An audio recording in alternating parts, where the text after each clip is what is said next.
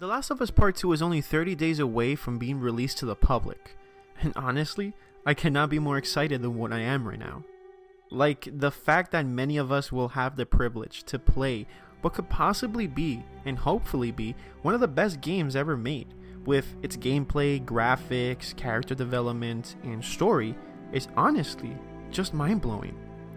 I just can't wait for it to be 12 a.m. on June 19th. So just basically dive into the story of Joel and Ellie and see how things unfold. I even took that Friday day off from work just to play the game all weekend, from Friday, Saturday, and Sunday, and just enjoy the game as much as I can. And also to have ready as soon as possible for my audience, you guys, an honest review on The Last of Us Part 2 and actually judge the game as fairly as I possibly can, and also see if the game is actually very, very good like I'm hoping for it to be, or as bad as the internet is making it look. And if you guys are really interested in all that, please consider subscribing to my channel for more gaming content coming your way. And like the video, because it really helps to get this video and the channel more noticed and to grow, so I can basically invest a little bit more in this channel and make more quality videos in the future. Now, even though I'm excited for the game, I wanted to make this video not just to say, hey, The Last of Us Part 2 comes in 30 days. No, instead I want to start an official countdown and make a series of videos every 5 days talking about The Last of Us 1 and The Last of Us Part 2, and just get us ready for The Last of Us Part 2. We will have character analysis of Joel and Ellie, analysis on the first game, and much more content just to get us ready for The Last of Us Part 2. So if you guys are very interested in that and have any ideas of what to talk about in those future videos, and basically decide my next topics, please consider commenting in the section down below, and I will read through all your comments and consider all your ideas. At the end of the day, you guys are my community and I would love to know what you guys think. Now, today I want to talk about the devastating lie Joel told Ellie of the Fireflies just giving up on finding a cure, because supposedly there was a lot of people just like Ellie that were immune and that they just couldn't find a cure. Now, I remember at that time when the game came out and people were reacting to what Joel did, and a lot of people, were divided. Many people saw it as Joel just becoming a father to his little girl, Ellie, in a beautiful moment in which showed a man carrying his daughter, his little girl, out of that surgery room, running out of that hospital after just desperately fighting his way to get his little girl and save her from a certain death that could have possibly led to a cure for humanity.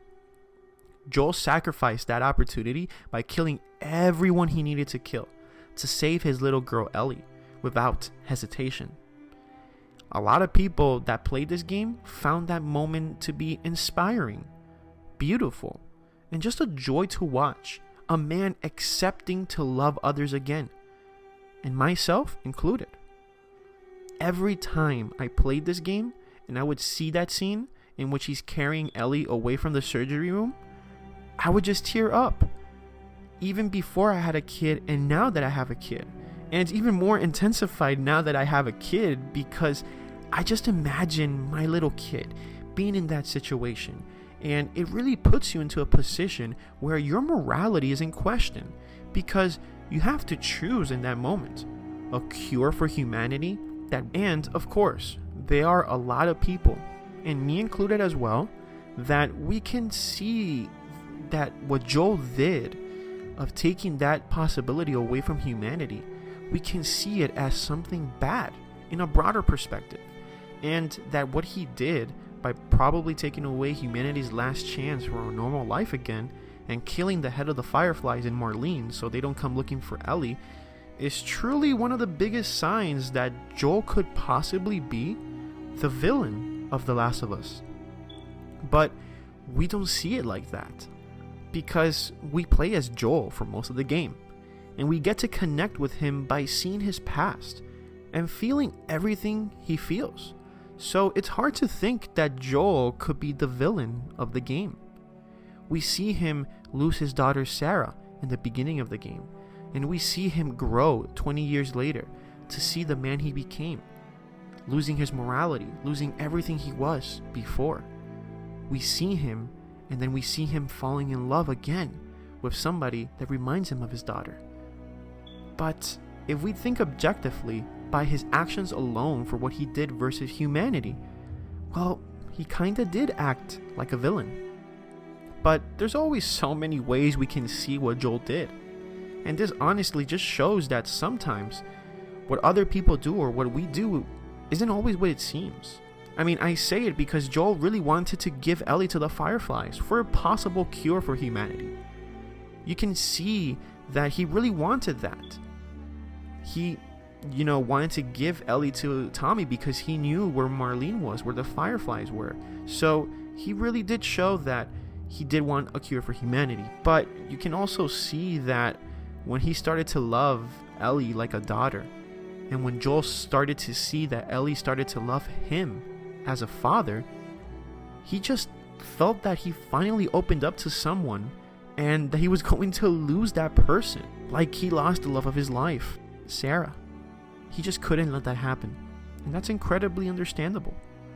We as an audience can also see it both ways, and honestly, both ways are correct. He acted like a villain, but he did it for love.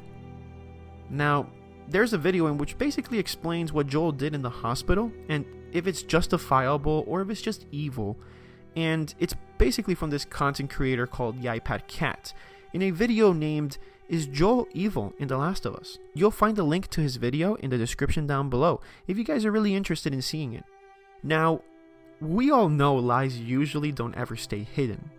So no matter what you do, what you try, your lies will always be found out one day, because it's just how life works. So if lying for me and for you will always be found out sooner or later, then in this case, Joel's lie on Ellie for sure has to be discovered in The Last of Us Part 2. I mean, I say it because you can see it in these screenshots and in the story trailer, a moment in which Joel has, that little guilty look towards Ellie. And Ellie looking like she's gonna cry, and then walks away from Joel. It is very interesting to see if this actually happens in The Last of Us Part 2. And what will Ellie do when she finds out? Will she resent Joel and never forgive him? Will that make her intensify her hunger for revenge? Will that discovery somehow make it lose it versus Joel and possibly do something to him? Or will she forgive him?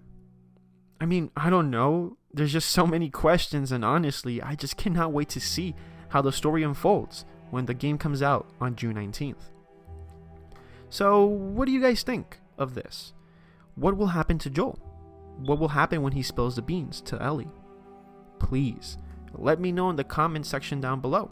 Also, if you guys have any ideas for next topics on the countdown videos that I'm going to make for The Last of Us Part 2, I would love to know what you guys think in the comment section down below as well. And also, do not forget to subscribe to my channel and like the video, because it really helps my channel to get noticed and to grow so I can make videos with higher quality for you guys.